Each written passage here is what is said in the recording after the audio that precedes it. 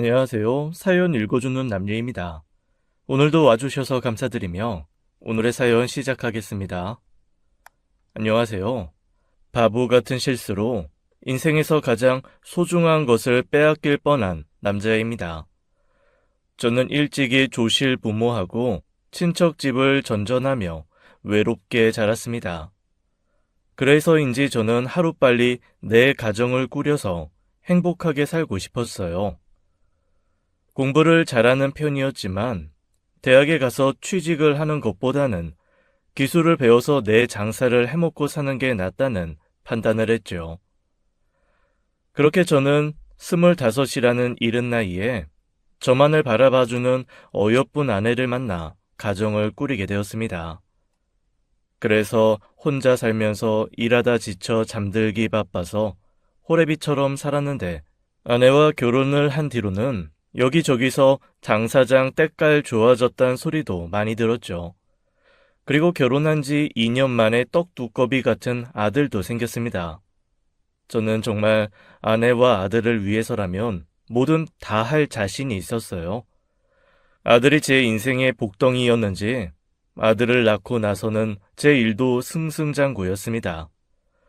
결혼 전 하청회사에서 근무하던 저는 자신의 친척을 제 자리에 꽂기 위해 저를 부당해고한 사장 때문에 작은 회사를 차리게 되었는데요. 회사를 차리자마자 대기업에 납품할 수 있는 기회가 생겨 큰 돈을 벌게 되었습니다. 그 뒤로는 제 실력이 입소문이 나서 여기저기서 저를 찾는 사람들이 많아졌죠. 세월이 어떻게 흘렀는지도 모르게 바쁘게 살았습니다. 옹알이도 못하고 침대에 누워있던 아들이 어느새 학교에 들어가 뛰어놀기 바쁘더군요. 일이 바쁘다는 핑계로 집안 사람과 아들은 아내에게만 맡겨두고 바쁘게 살았습니다. 그 시절 남자들이 모두 그렇게 살았듯이요. 그런데 그게 제 인생에서 가장 뼈아픈 후회가 될 줄은 꿈에도 몰랐습니다. 오랜만에 온 가족이 모여 밥을 먹게 되었는데 아내가 자꾸만 화장실을 들락날락 하는 겁니다. 아유, 거 밥 먹는데 부산스럽게 왜 그래? 속이 좀 안 좋아서 그래요. 나 나중에 먹을 테니까 당신이랑 태진이부터 먹어요. 그때 아내에게 말 한마디 따뜻하게 어디가 아픈 거냐고 묻기만 했었어도 아내가 몸속에 그렇게 큰 암덩어리를 키우진 않았을 텐데 말이에요. 내내 아픈 것을 숨기고 참으며 살던 아내는 위암 4기 판정을 받았고 몇 차례 수술과 항암에도 불구하고 결국 그 여린 몸이 치료를 견디지 못하고 세상을 뜨고 말았습니다. 그때 아들의 나이가 고작 9살이었습니다. 아내의 장례식장에서 영정사진을 끌어안고 짐승처럼 울었죠. 하지만 그렇게 울고 있을 수만은 없었습니다. 혼자서 일하랴, 살림하랴, 아들 키우랴, 몸이 3개여도 모자랄 판이었죠. 게다가 제가 뭐 해본 게 있겠습니까? 그렇게 혼자 분주하게 움직여봤자 제대로 하는 건 하나도 없었죠. 회사는 회사대로 안 돌아가고 아들은 엄마 잃은 지 1년도 안 돼서 떼국물이 줄줄 흐르고 저희 부자는 하루 걸러 하루 라면 먹고 짜장면 시켜 먹고의 반복이었습니다. 심지어 주말에는 아들을 봐줄 사람이 없어 아들을 태우고 거래처 미팅하러 다니고 그랬네요. 이렇게 살다가는 아들과 저 모두 말라 죽을 것 같았죠. 장 사장이 마누라 잃고 얼굴색이 아주 말도 아니야. 이러다가 장 사장도 말라 죽겠어. 아휴, 혼자 아들 키우려니 너무 힘드네요. 어제는 세수하다가 코피가 줄줄 나더라니까요. 옷도 이게 뭐야. 여기 셔츠기 다 뜯어졌잖아. 아주 호래비가 따로 없네. 어떻게 해야 할지 모르겠어요. 그렇다고 제가 회사를 관둘 수도 없고 아줌마 부르는 것도 한계가 있더라고요. 그래서 말인데 자네 여자 소개 안 받을 텐가? 내가 아는 형님네 조카가 있는데 그 여자가 결혼을 앞두고 신랑이 죽었대나 봐. 물론 결혼을 한 건 아니지만 아무리 그래도 여자가 결혼 앞두고 신랑 죽었으면 혼사끼리 뻥 뚫리진 않지. 내가 만나봤는데 아주 참한 아가씨요. 아내를 잃고 바로 여자를 만난다는 것이 내키지 않아 거듭 거절을 했습니다만 딱 한 번만 만나보라는 사장님의 말에 저는 없는 시간을 내서 맞선 자리에 나갔습니다. 맞선 자리에 나온 여성분은 사장님 말대로 아주 참한 아가씨였습니다. 말도 조곤조곤하고 저에게 조심스럽게 다가오는 게 느껴졌죠. 그리고 제 아내가 죽은 지 몇 년 되지 않았다는 것을 알게 되곤 이런 얘기도 했었어요. 당장 재혼하시기 부담스러우실 것 같아요. 저도 그렇거든요. 사람들이 남편 될 사람 죽었다는 말에 그냥 다른 남자 못 붙여줘서 안달이에요. 저도 그래요. 제 아내 떠나보낸 지 얼마나 됐다고 얼굴 보는 사람마다 새 장가 안 드냐고 그러는데 참 난처하더라고요. 무내가 쓰레기가 된 것 같기도 하고요. 그러실 것 같아요. 사람들은 왜 이렇게 혼자 남겨진 사람한테 다른 사람을 못 붙여주는지 모르겠어요. 그런데요, 이렇게 생각해보는 거 어때요? 사실 제가 지금 친척분 집에 얹혀 살고 있거든요. 저희가 지금 당장 뭐 사랑해서 결혼하는 건 말도 안 되고 그냥 상영 씨는 살림 돌봐주고 애 봐주는 사람 생기는 거고 저는 그저 울타리가 되어줄 사람 생기는 거고 그렇게 서로 도와가면서 살면 또 사라지지 않겠어요? 듣고 보니 일리가 있는 말이었습니다. 게다가 친척 집에 얹혀 산다는 말에 제 옛날 생각도 나고 마음이 복잡하더라고요. 보아하니 손끝이 야물딱져 보이는데 저런 사람이 제 아들도 키워주고 저도 돌봐줄 수 있다면야 여자 하나 먹여 살리는 게 힘들겠습니까? 저희는 그렇게 사랑보다는 우정에 가까운 마음으로 서로를 돕고 살자며 재혼을 하였습니다. 아내는 가정에 정말 충실한 사람이었습니다. 살림은 살림대로, 육아는 육아대로 죽은 전처와 허술한 제 빈자리를 꽉 채워주었죠. 아들 녀석에게 뭐라고 소개하면 좋을까 고민을 많이 했는데 아내가 먼저 아들에게 그러더라고요. 엄마라고 안 불러도 돼. 태진의 엄마는 하늘나라에 계시잖아. 아줌마는 그냥 아줌마야. 태진이가 뭐라고 부르든 아무 상관 없으니까 편하게 해. 알겠지? 아들은 아내를 아줌마라고는 부르지만 곧잘 따랐습니다. 둘이 놀이공원에도 놀러 가는 것 같더라고요. 제가 너무 바빠서 애들 데리고 어딜 다녀보질 못했는데 제가 할 수 없는 것들을 대신해주는 아내에게 그저 고맙기만 했습니다. 그럴 때마다 아내는 오히려 제게 고맙다고 했어요. 말했잖아요. 친척집에서 눈칫밥 엄청 먹고 있었다고. 차라리 내가 어렸으면 얘기가 달랐을 텐데 소방 맞은 다 큰 조카를 대하는 친척 어르신 눈치가 하루하루가 정말 지옥 같았어요. 그 지옥에서 날 꺼내준 게 당신이에요. 이 집 쓸고 닦고 태진이 먹이는 거 나한테 일도 아니에요. 나야말로 고마워요. 저와 아내는 그렇게 가랑비에 옷 젖듯 서로에게 천천히 젖어들었습니다. 결혼하고 아내는 아들 녀석과 같이 자고 언제나 저는 혼자 자는데 언제부턴가 아내가 슬그머니 안방으로 들어와 자더라고요. 저도 못 이기는 척 아내와 한 침대에서 잠드는 날들이 이어졌습니다. 그렇게 저희 가족은 아내 덕분에 빠르게 안정을 되찾았어요. 그렇게 몇 년 후 저와 아내 사이에서는 예쁜 딸이 태어났습니다. 눈에 넣어도 아프지 않다는 말이 새삼 이런 말이구나 깨달았어요. 아들 녀석 태어났을 때는 일이 워낙 바쁘기도 했고 첫 아이라서 뭘 몰랐는데 둘째는 특히 딸은 확실히 다르더라고요. 그냥 숨 쉬는 것도 예쁘고 똥을 싸도 예쁘고 밥을 먹으면 그게 얼마나 기특한지 내 아들, 딸을 위해서라면 무엇이든 해낼 자신이 있었습니다. 그 힘으로 저는 회사를 키워나갔고 직원이 단 3명이던 회사는 이제 어느새 직원 100명에 설비까지 갖춘 어엿한 회사가 되었죠. 그리고 제가 이렇게 일에만 몰두할 수 있게 내조를 착실하게 해준 아내에게 고마울 따름이었어요. 저는 핸드폰에 딸 사진을 넣어서 어디든 들고 다니면서 딸 자랑을 했습니다. 너무 예쁘지? 너무 귀엽지? 나 요즘 회식도 안 가잖아. 퇴근만 하면 불이 나게 집으로 가. 요 녀석 보려고. 너무 예뻐. 아들 때는 일하느라 정신없어서 몰랐는데 애 키우는 게 이런 맛이구나 싶어. 자네 딸이야? 근데 어째 하나도 안 닮았어? 딸이 날 닮아서 뭐해? 자네 맨날 나한테 소도둑상이라고 하잖아. 우리 아내가 이쁘거든. 나랑 다르게 뽀얗고. 딸이니까 엄마를 닮았지. 그런가? 아들 녀석은 자네랑 아주 거푸집이잖아. 근데 딸은 하나도 닮은 구석이 없으니까 그렇지. 어허, 아이 지금 자네 나 시샘하는가? 나 닮은 아들에 마누라 닮은 딸까지 있다고? 아이고, 그래 좋겠수다. 그럼 오늘 삼겹살도 장사장이 쏘지? 아유, 그럼 내가 왜 못 사? 먹고 싶은 거 다 시켜. 오늘 내가 쏜다. 근데 나 6시면 칼같이 일어날 거야. 딸 자랑을 여기저기 해대니 다들 술 사라, 밥 사라 난리도 아니었습니다. 뭐 기쁜 마음으로 사줄 수 있었죠.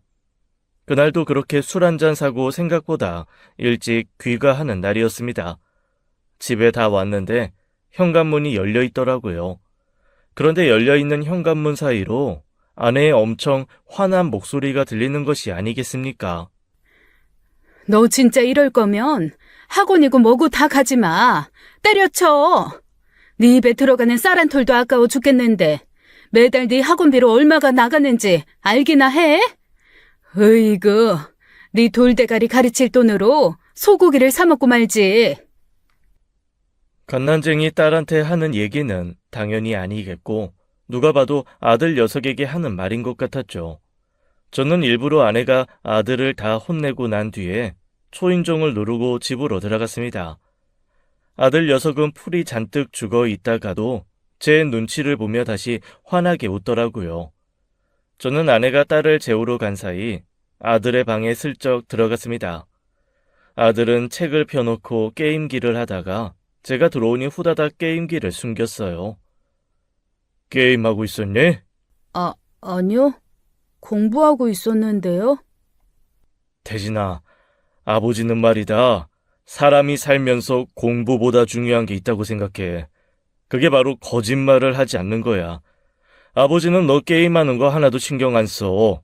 공부든 게임이든 네가 하고 싶은 거 하고 살면 되지.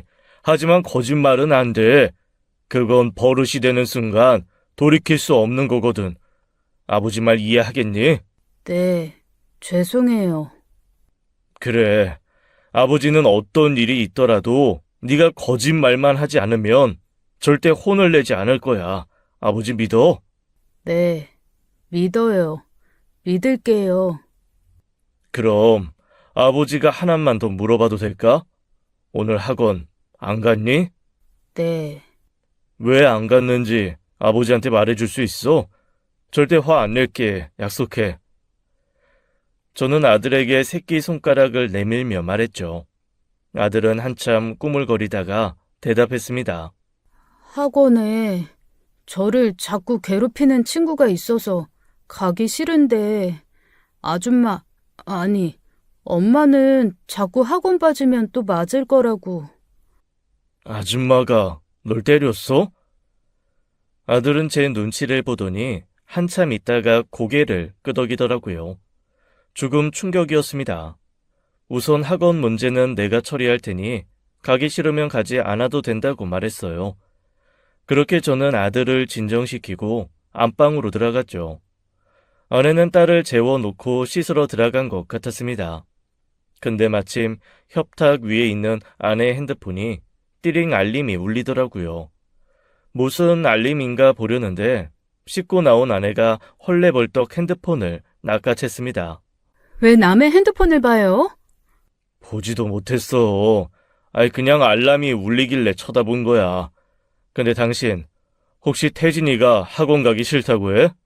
원래 그맘때 남자애들은 공부는 뒷전이고 노는 것만 중요하잖아요. 신경 쓰지 마세요. 그래도 애가 가기 싫다는 거에는 이유가 있지 않을까? 애들 교육은 제가 알아서 해요. 당신이 괜히 오냐오냐 하면 더 제 말 안 들어요. 가뜩이나 새엄마라고 말 안 듣는데. 태진이가 당신 새엄마라고 말을 안 들어? 아휴, 이런 얘기 뭐하러 해요. 제가 모자라서 그렇죠. 제가 알아서 할게요. 자꾸만 알아서 한다며 제 말을 막는 아내에게 저는 더 이상 말을 꺼낼 수가 없었습니다. 언제나 아들과 집을 믿고 맡겼던 아내가 조금 낯설게 보이는 순간이었죠. 그 뒤로 저는 어쩐지 사람들 앞에서 아내 얘기도 딸 얘기도 잘 안 하게 되었어요. 그러던 어느 날 오랜만에 만난 거래처 사장님이 뒤늦게 딸 태어난 걸 축하한다면서 딸 용돈을 주시더라고요. 아유, 누워있는 애한테 무슨 용돈이에요. 됐어요. 사장님 쓰세요. 받아도 그맘때 애들한테 돈이 얼마나 들어갔는지. 그나저나 자네는 골프 안 치지? 에이, 내가 골프 칠 새가 어딨어. 회사 돌보랴. 애 돌보랴 바쁘지. 내가 요즘 가는 필드에 아주 새끈한 여자가 하나 들어왔는데 내가 요즘 작업 중이거든. 이 사장님은 여성 편력이 심하기로 유명한 사람인지라 술만 들어갔다 하면 여자 얘기였는데 아니나 다를까 오늘도 여자 얘기에 열을 올리더라고요. 저는 이런 거에는 영 관심이 없어서 그저 술만 축내며 자리를 지키고 있었습니다. 한 볼래? 둘 중에 누가 예쁜지 한 봐줘봐. 에이, 제가 보면 뭘 아나요. 그래도 한 봐봐. 거래처 사장님이 제 코앞에 억지로 핸드폰을 들이댔는데요. 저는 너무 놀라서 하마터면 남의 핸드폰을 떨어뜨릴 뻔했습니다. 거래처 사장님이 작업 중이라며 보여준 여자 사진은 다름 아닌 제 아내였습니다. 아내는 아주 짧은 골프 웨어를 입고 짙은 화장을 한 채 사진 속에서 거래처 사장님의 허리를 끌어안고 환하게 웃고 있더라고요. 저는 사장님에게 그 사진을 한 장 받아다 저장을 하고 그 길로 흥신소로 향했습니다. 일전에 회계 장부를 가지고 잠적한 직원을 잡을 일이 있어서 아는 흥신소 사장님이 있었거든요. 그 사장님한테 자초지정을 말해주고 최대한 빨리 알아봐 달라고 했죠. 이런 것도 인맥이 통해서였을까요? 아내가 조심성이 없어서였을까요? 일주일도 되지 않아 증거가 수두룩 빽빽하게 나왔습니다. 흥신소 사장님도 혀를 내두를 정도였어요. 아내는 저와 결혼 직후부터 줄곧 집안의 재산을 야금야금 빼왔습니다. 저야 제가 가계부 검사할 것도 아니고 생활비와 카드값으로 알아서 빠져나가고 있었으니 얼마가 나갔는지 신경 쓰지 않고 있었거든요. 근데 아내는 제가 카드값이 얼마 나오는지 신경 쓰지 않는 사람이라는 걸 안 뒤부터는 당당하게 사치를 하고 다녔어요. 백화점마다 VIP로 등록이 되어 있었고 명품 매장에선 아내 이름만 얘기해도 다 알고 있을 정도였습니다. 흥신소 사장님의 말을 듣고 집으로 가 장롱을 열어보니 처음 보는 명품 가방들이 잔뜩 숨겨져 있더라고요. 차라리 사치만 했으면 다행이었게요. 그 사치품을 온몸에 휘감은 아내는 아들은 학원에 처박아 두고 딸은 보모를 쓰고 자기는 자유의 몸이 되어 골프를 치러 다녔던 것입니다. 아내가 아들이 학원에 빠지는 것에 예민했던 것도 불시에 집으로 일찍 오면 자기의 외출이 들통나니 그랬던 것이었어요. 게다가 둘도 안 된 딸을 집에 내팽개쳐 두고 골프를 치러 다니다니 아내 외도 증거는 뭐 당연한 수순으로 따라오는 거였더라고요. 심지어 저에게 아내의 사진을 보여줬던 그 거래처 사장님과 당당하게 모텔에 들어가는 사진까지 받았습니다. 더 이상 아내에게 감정을 낭비하는 시간조차 아까웠습니다. 아내에게 혼나 기죽어 있던 아들의 얼굴도 자꾸만 생각이 났고요. 애비가 돼 가지고 괜히 새엄마를 만들어줬다가 아들에게 나쁜 기억만 심어준 것 같아서 후회스러웠습니다. 저는 그날로 아내에게 이혼을 통보하고 받은 증거들을 다 던져버렸습니다. 아내는 사색이 되어서는 잘못했다고 무릎을 꿇고 싹싹 빌었어요. 사치도 외도도 다 괜찮았습니다. 하지만 내가 벌어온 돈으로 밖에서 놀면서 내 아들에게 소리치던 그 광경이 자꾸만 잊혀지지가 않았어요. 결국 아내는 저에게 한 푼도 받지 못하고 쫓겨나야 했습니다. 왜냐고요? 이혼 소송을 진행하면서 저는 문득 일전의 딸과 제가 안 닮았다는 지인의 말이 떠올랐거든요. 제발 아니겠지 싶은 마음이었지만 그래도 진실을 확인해야 했기에 딸과 저의 유전자 검사를 맡겼습니다. 네, 결과는 딸 역시 제 딸이 아니었습니다. 심지어 지금 만나고 있는 거래처 사장도 딸의 친부가 아니었습니다. 누군지 기억도 못하는 눈치더군요. 도대체 얼마나 오랫동안 개차반으로 살아온 인생이기에 그런 건지 한심하기 그지없었죠. 저는 그렇게 아내와 딸을 내보내고 다시 아들과 단둘이 되었습니다. 일도 가정도 두 마리 토끼를 다 잡으려던 저는 그 일을 계기로 뼈저리게 후회하고 또 깨달았습니다. 두 마리 토끼를 다 잡을 순 없는 거구나. 그렇다면 제가 선택할 건 당연히 아들이었죠. 저는 회사를 아는 분께 넘기고 그 수익으로 작은 건물을 매입했습니다. 다행히 공실 없이 꽉 들어찬 건물인지라 월세와 남은 돈으로 생활이 가능했죠. 일은 최소한으로 줄이고 아들과의 시간을 많이 보내기로 결심했어요. 청소, 빨래 등 모든 집안일을 제가 담당했고 밥도 하나하나 배워서 아들에게 해다 바쳤습니다. 하지만 제가 간과한 것이 있었어요. 바로 아들의 심적인 상처였죠. 아들은 어린 나이에 엄마를 잃고 또 엄마를 잃은 상처를 보듬기도 전에 새엄마가 생기고 아빠는 일한답시고 밖으로 나도는 동안 혼자서 집에서 새엄마를 감당하며 새엄마에게 학대 아닌 학대를 받았으니까요. 아들의 내적 상처가 깊은 것은 어찌 보면 당연했어요. 그런 아들의 상처는 아들이 한 살 한 살 먹어갈수록 사춘기가 심해지는 것으로 표가 났습니다. 저는 제가 잘못한 것이 있기에 아들이 엇나간다 하더라도 아들을 올바른 길로 인도하기 위해 최선을 다했어요. 하지만 자식이 어찌 부모의 타는 속을 알아준답니까? 중학교 2학년밖에 안 된 아들의 가방에서 담배가 나왔을 때는 이걸 어떻게 가르쳐야 하나 앞이 막막하더라고요. 하지만 사춘기가 심한 아이들을 다그쳐봤자 부모와의 관계가 더 멀어진다는 말을 들었기에 저는 꾹 참고 아들의 가방 속에 발견한 담배를 원래 있던 자리에 놓고는 모른 척 해주었습니다. 아들, 밥 먹고 학교 가야지. 됐어요. 아들이 제게 그나마 고분고분할 때는 용돈을 받아갈 때뿐이었지만 그것도 액수가 모자라다고 생각하는지 점점 저에게 받아가는 돈이 많았습니다. 저는 혹시 나쁜 친구들에게 빼앗기는 건 아닌지 걱정이 들었죠. 혹시 누가 너 돈 뺏어가는 거냐? 아빠한테 솔직하게 말해도 된다. 아버지 그런 걸로 너 안 혼내. 내가 뭐 애예요? 뭔 돈을 빼앗긴데. 그냥 돈 더 달라고요. 요즘 이걸로는 PC방에서 2시간도 못 놀아요. 한 번은 이렇게 참는 것만이 능사가 아니다 싶어 아들을 따끔하게 혼낸 적도 있습니다. 너 지금 아버지한테 그게 무슨 말버릇이야? 오냐오냐 하니까 이 애비가 우습냐? 날 우습게 보는 건 아빠잖아요. 그냥 하던 대로 회사 나가지 왜 하루 종일 집에 들러붙어서 나만 들들 볶는 건데요. 제발 나 좀 내버려 두라고요.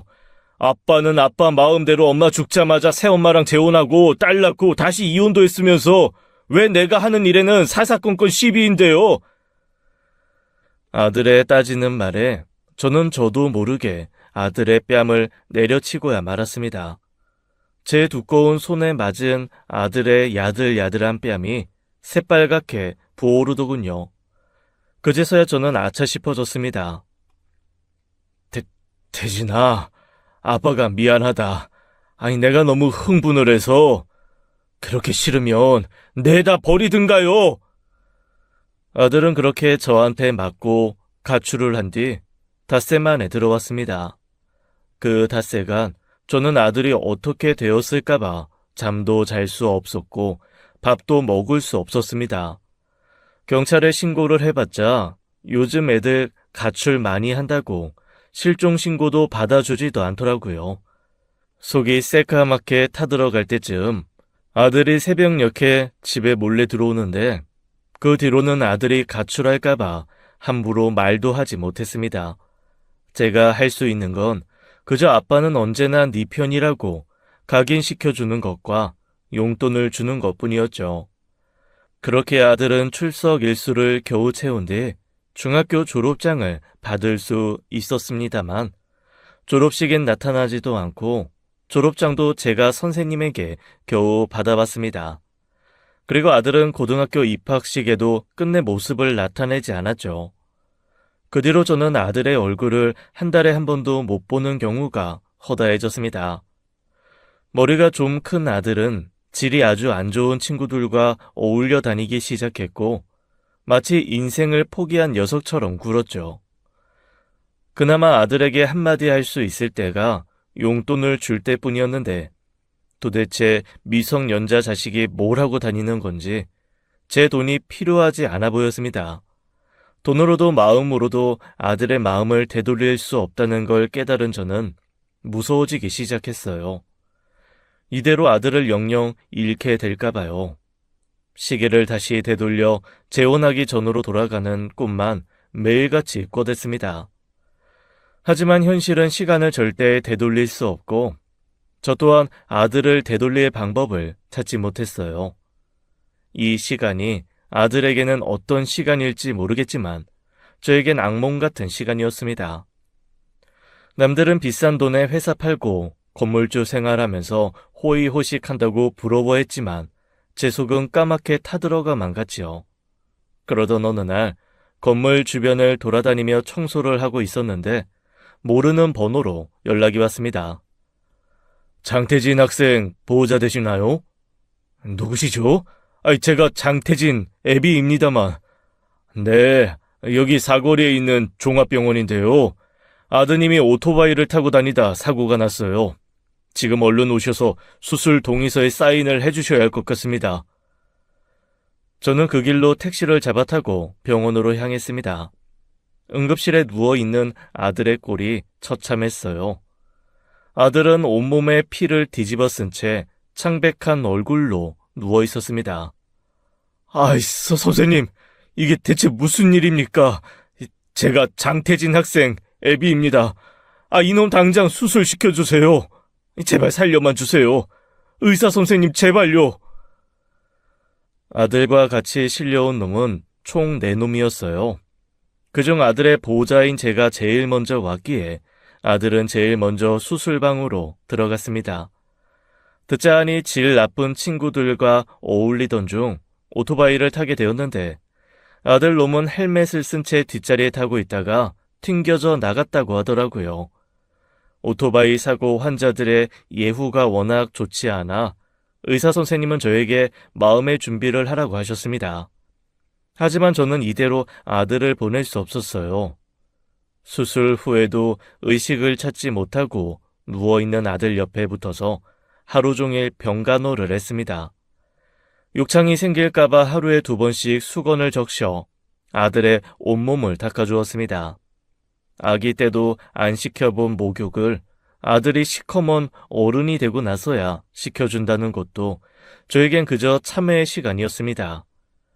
갑자기 아기가 된 아들을 제 손으로 하나하나 돌보면서 진작 이렇게 했더라면 내 아들이 이런 고통스러운 시간을 갖지 않아도 됐을 텐데 하는 생각이 들었답니다. 제게 건물이 있다는 게 얼마나 감사한지 몰랐습니다. 적어도 돈 때문에 아들을 포기하는 일은 일어나지 않았으니까요. 아들과 같이 사고를 당했던 친구들 중에는 부모가 찾아오지 않는 친구들도 있고 병원비가 비싸다고 치료를 포기하겠다고 하는 친구들도 있었습니다.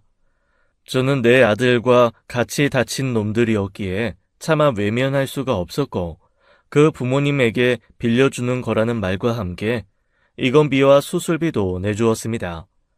이렇게라도 선행을 베풀면 혹시 나의 이 선행이 내 아들에게 돌아오지 않을까 하는 마음도 있었고요. 그런데 정말로 기적이 찾아왔습니다. 젖은 수건으로 열심히 아들을 닦이고 있는데 잡고 있는 아들의 손이 미세하게 떨리는 것 아니겠어요? 저는 당장 의사 선생님과 간호사님을 불러 확인해 달라고 했죠. 정말로 아들의 의식이 돌아온 겁니다. 사고 난 지 3개월 만에요. 매일 아들의 손을 붙잡고 기도했습니다. 비록 제가 신을 믿는 건 아니었지만 아들만 깨어난다면 무엇이든 하겠다면서요. 그렇게 아들의 손을 붙잡고 매일 기도하던 어느 날 아들이 제 손을 잡은 손에 힘을 주면서 눈을 떴습니다. 나중에 아들에게 들은 말이었는데 아들은 희미하게 의식이 되찾아지던 순간부터 저의 기도를 들었다고 해요. 매일매일 그 기도를 들으면서 저에게 꼭 사과를 하고 싶었다고, 그러기 위해서 의식을 열심히 찾았다고 했습니다. 저는 그런 아들을 꽉 안아주었어요. 아버지 죄송해요. 저 때문에 걱정 많이 하셨죠. 아니다. 아니야. 이렇게 살아 돌아왔으면 됐다. 난 그걸로 다 됐어. 후유증이 남을지도 모를 거라는 의사 선생님의 말과는 달리 아들은 수술 회복 속도가 아주 빨랐습니다. 재활 치료도 열심히 한 덕분에 아주 빨리 뛰지는 못하지만 일상생활을 하는 것에는 큰 무리가 없다고 했습니다. 제가 수술비를 빌려준 친구 역시 뒤늦게 눈을 떴더라고요. 물론 그 친구는 다리 쪽에 장애가 남게 되었지만 부모님과 함께 저에게 용서를 구하면서 앞으로 착실하게 살겠다고 약속했어요. 그들의 부모님에게도 빌려준 이 수술비는 아들 놈들한테 직접 받겠다는 약속도 했습니다. 그렇게 아들들과 친구들은 목숨을 겨우 부지하고 나서야 정신들을 차렸어요. 한 친구는 기술을 배우겠다고 학교에 다시 들어갔고 제 아들놈은 검정고시로 고등학교를 졸업하고 수능을 준비했습니다. 그저 아들이 살아 돌아오기만을 기다렸는데 이렇게 멀쩡하게 나아서 공부를 한다는 사실이 그저 감격스러웠죠. 저는 아들의 뒷바라지 하는 맛으로 살았습니다. 그렇게 아들은 저의 뒷바라지를 열심히 받아 서울에서 내노라 하는 유명한 대학교에 합격하였습니다. 남들보다는 조금 늦게 들어갔지만 어쨌든 자기 꿈을 위해서 달리는 아들과 함께 대학교 정문 앞에서 사진도 찍었죠. 그때가 제 인생에서 가장 행복했던 때가 아니었나 싶습니다. 아들은 조금 늦게 시작했기에 더 공부에 매진했어요. 아들은 제가 학비며 생활비를 다 대주는 걸 너무 미안하게 생각했지만 저는 단호하게 굴었습니다. 내가 돈 번 이유는 다 너 하나다. 너 잘 먹고 잘 살라고 보는 거야. 너 위에서 번 돈 너한테 쓰는 거니까 하나도 미안해할 거 없다. 나는 늘 더 못해줘서 미안할 뿐이야. 그래도 이번에 학비는 장학금으로 충당했으니까 생활비만 좀 도와주시면 돼요. 됐다. 학비도 그냥 비상금으로 넣어도 남자는 말이야 항상 비상금 주머니가 차 있어야 해. 그렇게 아들은 열심히 공부를 한 덕에 수석으로 졸업할 수 있게 되었고 졸업하자마자 좋은 회사에 취직도 할 수 있었습니다. 어엿하게 사회에서 1인분을 하는 아들을 바라보며 이제 죽어도 여한이 없다는 생각했죠. 그저 혼자 잘 살기만 해도 감지덕지인데 어느 날 아들이 제게 말했습니다. 아버지, 사실 저 만나는 사람 있어요. 결혼까지 하고 싶어서 아버지한테 소개해드리고 싶어요. 아이고 그래? 연애를 다 했어? 세상에 장하다. 그런데요 아버지, 사실 그 친구가 집안 사정이 좀 어려워요. 그래서 결혼을 안 하고 싶어 해요.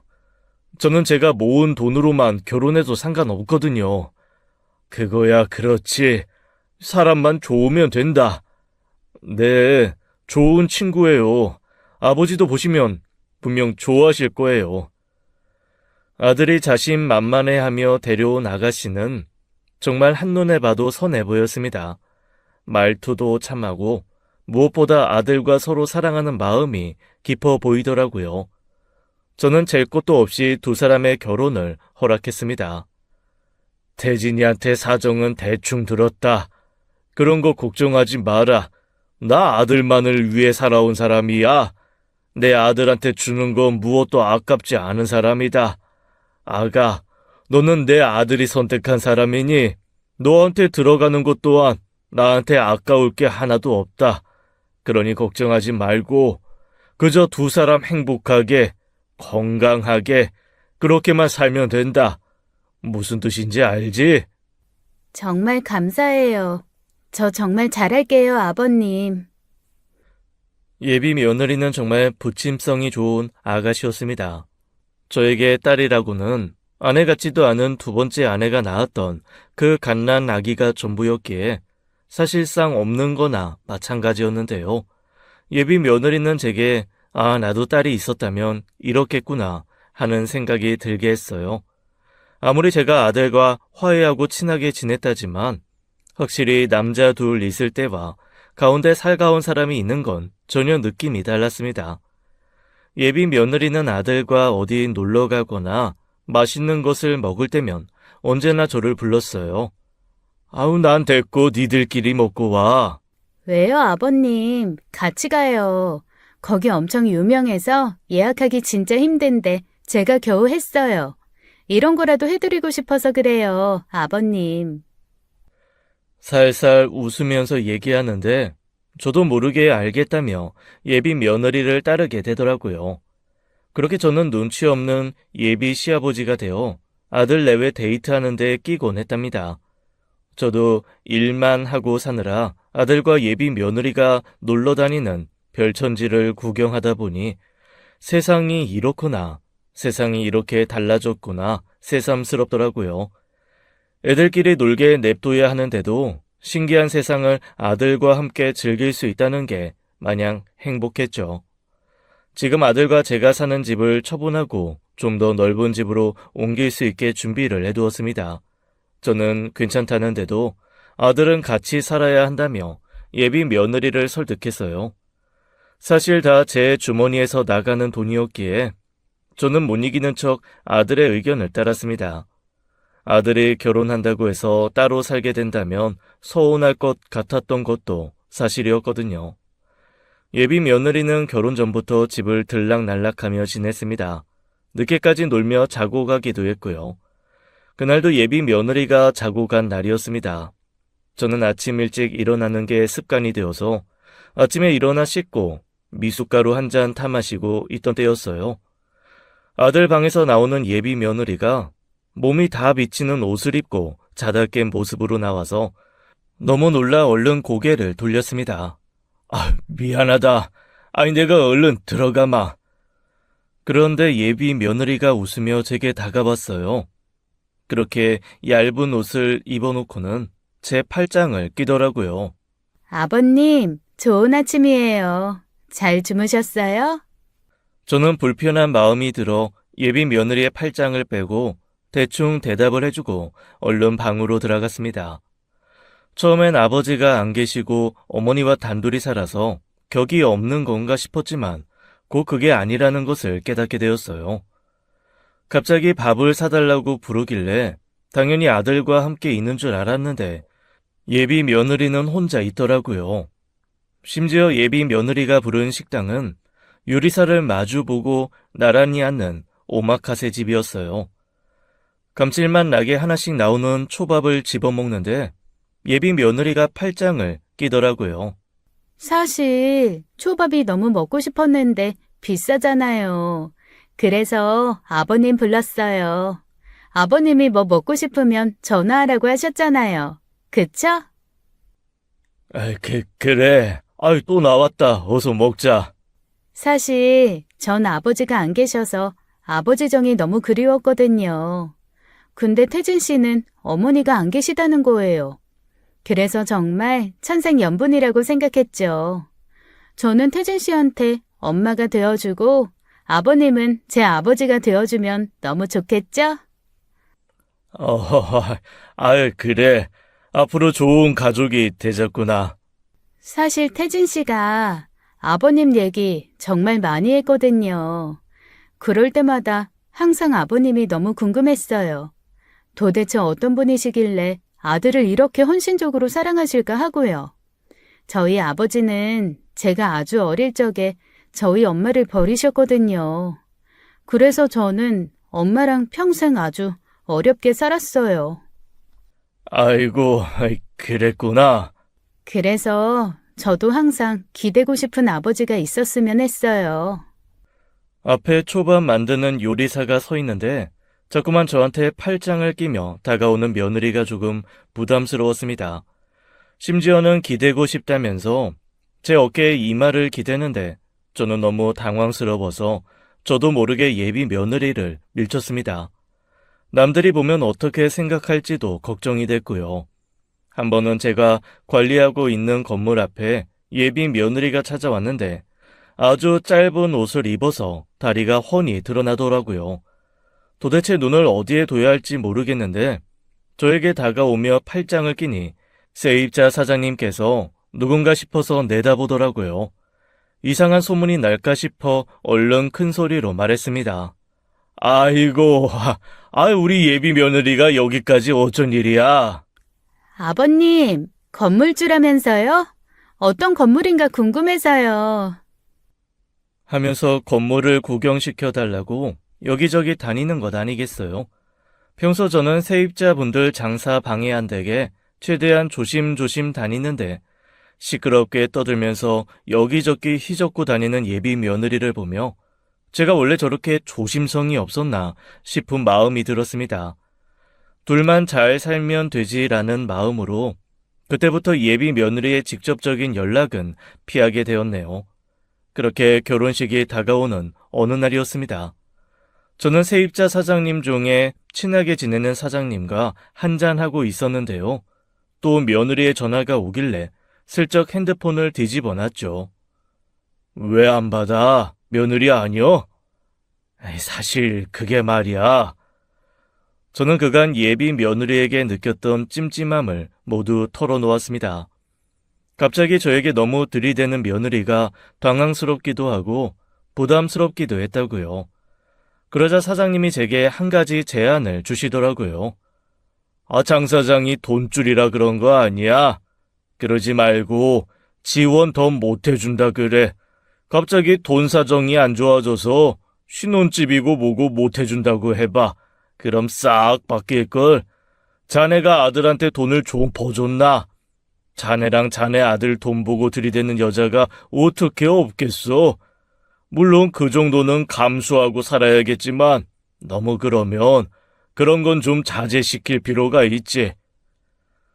어떻게 아들과 결혼할 여자에게 그런 거짓말을 할 수 있나 싶기도 했지만 그건 며느리가 제 앞에서만 보여줬던 모습과 아들과 제가 있을 때 보여줬던 모습이 너무나도 확연하게 달랐기에 저는 며칠 고민 후 아들과 예비 며느리를 불러 말했습니다.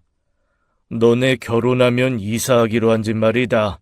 갑자기 집값이 올랐다고 돈을 더 달라지 뭐냐. 사실 내가 가지고 있는 건물, 그게 건물이냐, 그냥 좀 큰 상가지. 요즘 세입자들도 자꾸 빠져나가고 나도 당장 현금이 좀 부족한 상황이라서 괜찮으면 그냥 이 집에 들어와 살아도 되겠냐? 여기서 살면 혼수 따로 안 사도 되고 좋을 것 같은데 너는 어떻게 생각하니? 조심스레 꺼낸 돈 얘기에 아니나 다를까 예비 며느리가 인상을 팍 구기더라고요. 이사가 코앞인데 갑자기 집값을 올렸다고요? 아버님 건물 저당 잡아서 대출 받으면 안 돼요? 그냥 당분간만 여기서 살다가 우리가 청약해서 나가도 되는 거고 어때? 아들의 말에 며느리는 한숨을 푹 쉬었어요. 그리고 며칠 뒤 퇴근하고 집에 들어오는 아들이 한숨을 푹 쉬더라고요.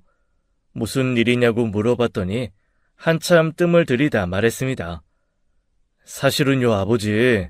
예양이가 요즘 자꾸 예민하게 굴길래 둘이 다툼이 좀 있었는데, 저도 모르겠어요. 제가 알던 예양이 같지도 않아요. 자꾸 돈 얘기만 하고 아버지가 다 해주겠다고 해놨다가 아무것도 안 해준다고 저를 구박하는데, 아버지, 솔직히 저 요즘요, 이 결혼 해야 하나 싶은 생각만 들어요. 진짜 죄송해요. 네가 죄송할 게 뭐냐. 원래 사람이란 입체적인 존재인 거야. 이런 모습도 있고 저런 모습도 있는 거지. 그 모습이 이제야 발견된 거고, 나는 다 괜찮으니까 네가 제일 행복한 결정을 해. 나는 무조건 네 행복이 1번이다. 진지하게 고려해 보겠다는 아들의 뒷모습이 축 처져 보이는 게 영 마음이 쓰였습니다. 며칠 뒤 아들이 어떻게 되어가고 있나 궁금하던 찰나 예비 며느리에게 전화가 왔습니다. 핸드폰 액정에 예비 며느리 이렇게 뜨는데 괜히 심장이 쿵쿵 뛰더라고요. 아이, 그래. 오랜만이구나. 일부러 그러신 거죠? 돈줄 싹 끄는 거 아저씨 건물에 나간 세입자 없던데요? 그게 무슨 소리냐? 아저씨, 정말 저 기억 안 나세요? 아니면 뒤늦게 기억나서 돈줄 싹 끄는 거예요? 저는 날카로운 며느리의 말투에 당황해서 대답도 못하겠더라고요. 제가 대답을 안차 며느리는 만나자며 대뜸 장소 하나를 보냈습니다. 아들에게 전화를 먼저 해야 할까 고민하다가 내가 애비니까 먼저 해결하겠다는 마음으로 예비 며느리를 만나러 갔습니다. 그렇게 카페에 도착한 제가 만난 건 정말 뜻밖의 사람이었습니다. 바로 저를 두고 불륜을 저질렀다 헤어진 저의 두 번째 아내요. 예비 며느리와 나란히 앉아있더군요. 상황 파악이 전혀 되지 않았습니다. 딸년 얼굴은 기억 못하더니 내 얼굴은 용케 기억하나 보네. 당신이 왜 여기에? 왜긴요, 사돈 어르신. 제가 예향이 애미니까 여기 왔죠. 사람들이 웃을 일이지. 전 저 딸이랑 지 아들이랑 결혼시키는 줄도 모르고. 이게 다 무슨 소리야? 예양이가 당신 딸이라고? 그래, 당신이 아주 칼바람 불면 내쫓았던 불쌍한 내 새끼다. 이제라도 아빠 덕 좀 보나 했더니 돈줄 싹 끊었더만. 아저씨가 우리 엄마 매몰차게 버린 얘기 나 다 들었어요. 우리 엄마랑 나 아저씨한테 버림받고 나서 얼마나 힘들게 살았는지 알아요? 그런데도 아저씨는 장태진이랑 잘 먹고 잘 사는 거 보는데 내 창자가 뒤틀렸다고요. 우리 신혼집으로 사기로 했던 그 집 엄마한테 안 사주면 내가 당신 아들도 나만큼 고통스럽게 해줄 거야. 그게 무슨 소리냐? 내가 무슨 네 엄마를 버려? 네 엄마는... 과거 얘기는 해서 뭐해? 당신 보아하니 아들이랑 짝짝꿍해서 내 딸 파혼시키려는 모양인데 어림도 없지. 처녀 데리고 가서 밤낮으로 그 집에 재워놓고 이제 와서 내친다고? 내 딸 앞길 망칠 일 있어? 결혼을 하든가 파혼을 시킬 거면 파혼값을 내놓든가. 보안이 아내가 자기 딸한테 왜 이혼했는지는 말하지 않고 저 때문에 힘들게 살았다고 매일같이 세뇌를 시킨 모양이더라고요. 정말 어이가 없어서 입이 떡 벌어지더군요.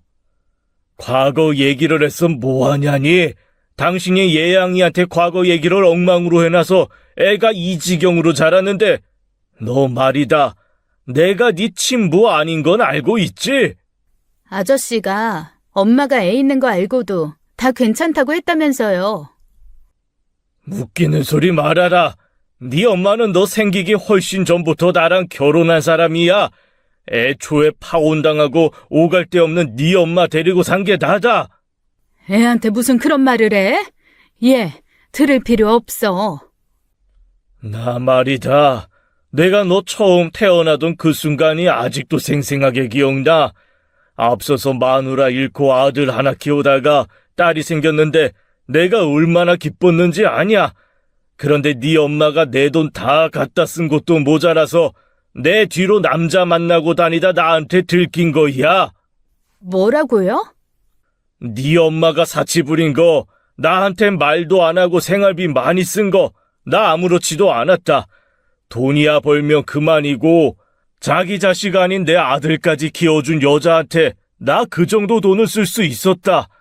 그런데 네 엄마가 남자 만나고 쳐돌아댕기느라 내 아들을 여보, 그때는 내가 당신이 왜 내 여보야? 우리가 이혼한 지가 언젠데. 그리고 당신도 그러는 거 아니야. 애를 대체 어떻게 키운 거야? 도대체 뭐라고 했길래 애가 이 지경으로 자란 거냐고?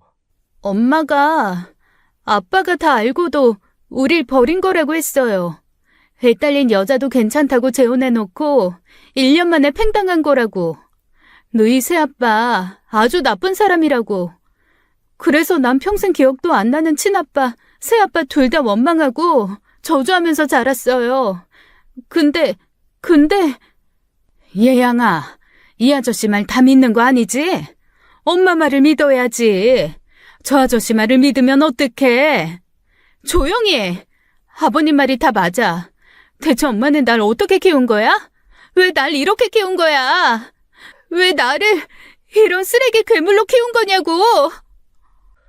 괴차반인 엄마 아래서 괴차반으로 자란 예비 며느리이자 제 의붓딸이 불쌍하긴 했지만 그것 또한 다 자기 팔자라고 생각했습니다.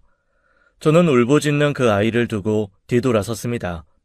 어떻게 집에 왔는지 정신이 하나도 없더군요. 겨우 정신을 차리고 나니 거울 속에 있는 웬 얼빠진 늙은이가 있었습니다. 살아온 저의 인생을 되돌아보게 되었습니다. 조실부모하여 혼자의 몸으로 그저 잘 살아보겠다고 아둥바둥거렸던 제 인생 말입니다. 저는 그저 행복한 가정을 꾸리고 싶었을 뿐인데 그게 그렇게 어려운 소원이었을까요? 저도 모르게 눈물이 났습니다. 그런데 꺼이꺼이 울고 있는데 퇴근한 아들이 저를 보고 놀라더라고요. 아버지 왜 그러세요? 무슨 일 있으세요? 내가 미안하다 아들아. 다 내 잘못이야. 다 내가 잘못 산 벌을 네가 받는다. 아버지 왜 그러세요? 저는 고민 끝에 오늘 있었던 일을 모두 털어놓았습니다. 아들은 오랜만에 듣는 새엄마 얘기에 놀라더니 이내 모든 게 이해 간다는 듯 고개를 끄덕거렸어요. 이제 알겠네요. 예양이가 그렇게 저를 따라다닌 이유를. 뭐? 회사 아르바이트생으로 들어왔는데 저를 보고 첫눈에 반했다면서 엄청 쫓아다녔거든요. 사실 저는 연애 생각이 그렇게 많지 않았는데 여자애가 내가 좋다고 쫓아다니는데 그걸 매몰차게 하기가 마음이 좀 안 좋더라고요. 그렇게 하루 이틀 만나다가 정이 들어서 지금까지 온 건데 어제도 저한테 전화 와서 진짜 집 안 사주는 거냐고 따지더라고요. 아버지 잘못하신 거 없어요. 그냥 운이 안 좋았을 뿐인 거예요. 다 잊어버리세요. 저도 그냥 파혼할게요. 저는 마치 아이처럼 아들의 품에 안겨 엉엉 울었습니다. 바보 같은 나한테서 어떻게 이렇게 의젓한 아들이 나올 수 있는 건가 고맙기도 하고 미안하기도 해서요. 그렇게 아들은 예비 며느리에게 파혼을 통보하였고 반대할 줄 알았던 그 아이도 제 말을 들은 후여서 그런지 순순히 알겠다고 했다고 합니다. 그런데 제 전처는 아직 포기하지 않았는지 또 저한테 전화가 오더라고요. 당신 정말 1억이야? 파혼이라니? 내 딸은 어떡하고? 나는 또 어떡하라고? 당신 딸 예뻐했잖아. 어차피 친딸도 아닌데 결혼시키는데 아무 무리 없잖아. 데려가서 딸 삼아 며느리 삼아 그렇게 살아, 응? 그렇게 살면서 내 돈 또 갖다 쓰려고? 이번엔 내 아들 돈까지? 이 누겁을 쓰고 그렇게 살면 안 되는 거야? 내가 좀 그렇게 살면 어때서? 내가 당신한테 얼마나 헌신적으로 살았는데. 당신 나 헌신짝 버리듯 버렸잖아. 그가 이제라도 달라는 건데 그게 그렇게 아깝고 고가워? 그래, 아깝고 고깝다. 당신 입에 들어가는 거는 단 한 푼도 주기 싫다. 이렇게 전화하는 것도 진절머리 나고 자꾸 과거 얘기하는 것도 지긋지긋해. 아무 말 없던 아내는 갑자기 울기 시작하더라고요. 그 우는 소리도 그저 지긋지긋해서 끊으려는데 또 소리를 지르기 시작했습니다. 내가 정말 죽을 것 같아서 그래. 지금 당장 쌀 한 톨도 먹고 죽을 돈도 없어서 딸 결혼시키고 그 덕에 나도 좀 편하게 살아보려고 그랬다. 당신이랑 이혼하고 내가 얼마나 힘들게 살았는데 곰팡이 피는 반지하에서 내 딸이랑 내가 얼마나 괴롭게 살았는데 같이 산 정이 있지. 입에 풀칠하게 좀 도와줄 수 있는 거 아니야? 대체 언제까지 그러고 살래? 언제까지? 딸 보기 부끄럽지도 않냐? 저는 전화를 확 끊고 번호를 차단까지 했습니다. 그 뒤로 모르는 번호는 일부러 받지 않았더니 더 이상 전처에 연락이 오는 일은 없었어요. 그러던 어느 날 여느 때처럼 건물 청소를 하고 있는데 예비 며느리, 아니 전처의 딸인 그 아이가 오더라고요. 화려했던 이전 옷차림과 전혀 다른 수수한 차림이라 처음엔 알아보지 못했습니다. 또 무슨 얘기를 할까 싶어 잔뜩 겁을 먹었는데 저에게 사과를 하러 왔다고 했어요. 이 말씀은 꼭 드리고 싶어서 찾아왔어요. 저 보기 싫으실 거 아는데 조금만 시간 내주세요. 무슨 일이냐? 이거 태진 씨, 그러니까 태진 오빠가 저한테 선물해줬던 것들이에요. 오빠는 전화를 안 받아서 실례를 무릅쓰고 찾아왔습니다. 이거 오빠한테 대신 전해주세요. 그동안 못되게 굴어서 미안하다는 말도요. 그래, 전해주마. 그리고 아저씨께도 죄송해요. 저는 엄마랑 단둘이 살아서 엄마 말이 전부라고 생각하고 살았어요. 그래서 엄마가 하는 말 의심도 안 하고 철석같이 믿었고요. 그래서 아버님, 아니, 아저씨랑 오빠한테 못할 짓 한 거 정말 죄송해요. 앞으로 두 분 앞에 절대 다신 나타나지 않을 거예요. 그리고 저 엄마랑도 연락 끊었어요. 그동안 엄마랑 살면서 엄마가 저 많이 괴롭게 했거든요. 그래도 엄마랍시고 끌어안고 살았는데 이제 더 이상은 그렇게 살았다간 저도 엄마처럼 될 것 같아서요. 지방에 숙식 제공해주는 대로 취직해서 다음 주에 내려가요. 그동안 예뻐해 주셔서 정말 감사했습니다. 건강하세요. 아이는 진심으로 뉘우치는 것 같았습니다. 뻔뻔하게 악다구니를 쓰던 제 엄마와는 영 딴판이더라고요. 쓸쓸하게 돌아가는 그 뒷모습이 어찌나 작고 불쌍한지 저 아이가 태어났을 때 제게 주었던 기쁨이 이로 말할 데가 없던 과거가 생각나기도 했고요. 저는 지갑에 있는 돈 뭉치를 꺼내 그 아이에게 지어줬습니다. 이거 가지고 가라. 지금 있는 게 이것밖에 없어서. 그리고 살다가 정말로 도저히 네 힘으로 해결할 수 없는 문제가 생기거든. 나한테 연락해놔. 내가 너를 1년밖에 안 키웠지만 그래도 한때 네 아빠인데 아주 힘들 때 도와주마. 그 아이는 제가 쥐어준 돈을 쥐고는 한참이나 울더라고요. 마음이 너무 좋지 않았습니다. 그 뒤로 그 아이는 가끔씩 제게 안부 전화를 하며 자긴 잘 지내고 있다고 했어요. 저번 명절에는 일하는 회사에서 받았다며 선물 세트도 보내더라고요. 아들은 한 번은 그 아이 연락이라며 치를 떨더니 사정을 다 듣고는 그냥 모른 척 했습니다. 파혼한 아들은 한동안 혼자서 지내는 듯 하더니 회사에서 일하는 동료 직원과 결혼을 하겠다고 했습니다. 새로 만난 새 예비 며느리는 아주 명랑하고 밝은 아가씨였어요. 상견례에서 만난 사돈 어르신들도 참 인자하니 좋은 분들이더라고요. 제 아들을 사위가 아니라 아들처럼 생각해 주신다는 말에 주책맞게도 눈물이 흘렀습니다. 이 모든 풍파를 겪고 나서야 저는 마침내 제가 원하는 단란하고 화목한 가족이 생기게 되었습니다. 아들과 며느리는 물론이거니와 예쁜 손녀까지 생겼고요. 사돈 어르신과 종종 만나 인생에 대한 회포를 풀며 술을 한 잔 기울이는 여유도 생겼습니다. 이 모든 것이 하늘에서 나를 지켜보고 있는 첫 번째 아내의 덕인 것 같아 그저 미안하고 고맙고 그러네요. 순간의 잘못된 판단으로 인해 하마터면 제 인생에서 가장 소중한 아들을 빼앗길 뻔했던 저의 이야기 잘 들으셨나요? 앞으로도 유행 없는 올곧은 인생을 살면서 노력하겠습니다. 저의 이야기 들어주셔서 감사합니다. 지금까지 사연 읽어주는 남녀였습니다. 끝까지 함께 해주신 여러분 감사드리며 저희는 다음 사연으로 돌아올게요. 감사합니다.